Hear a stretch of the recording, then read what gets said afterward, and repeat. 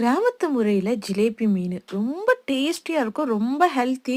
இதுல mercury level ரொம்ப கம்மி. ஸோ பிரெக்னன்சிக்கு ட்ரை பண்றவங்க, இல்ல பிரெக்னன்சியா இருக்கவங்க இந்த மாரி ஃபிஷ்ஷ நெறைய சாப்பிடலாம் அப்படின்ட்டு டாக்டர் அட்வைஸுமே குடுக்குறாங்க. சரி ஓகே வாங்க நம்ம குழம்பு வைக்கிறது எப்படின்னு பார்க்கலாம்.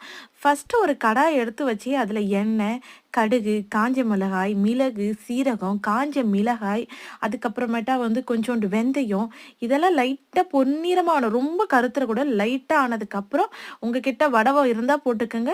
இல்லன்னா வேண்டாம். அதுக்கப்புறம் வெங்காயம் நல்லா பொன்னிறமா வதங்குனோனே இஞ்சி பூண்டு பேஸ்ட்.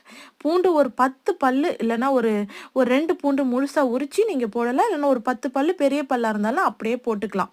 நல்லா வதங்குனதுக்கப்புறம் ஒரு 3 தக்காளி, 4 தக்காளி இருந்தா தான் மீன் குழம்பு அட்டகாசமா டேஸ்ட்டா இருக்கும். ஒரு 2 பேருக்குன்னா 2 தக்காளி ஓகே. ஆனா 4, 5 பேருக்கு அப்படின்னா ஒரு 5 தக்காளி எடுத்து குழம்பு வச்சுருங்க. ரொம்ப டேஸ்ட்டா இருக்கும். அதனால தான் அந்த வெங்காயம், தக்காளிய நல்லா வதங்குனதுக்கு அப்புறம் உப்பு, மிளகாய் தூள் போட்டு நல்லா வதக்கிடுங்க. புளிய நல்லா ஊற வச்சு நல்லா கொதிக்க விட்டு, அதுக்கப்புறமான மீன இறக்கி விட்டு, அதுக்கப்புறமேட்டு கொத்தமல்லி தூவி விட்டு சாப்பிட்டா அட்டகாசமா இருக்கும். மறக்காம ட்ரை பண்ணுங்க.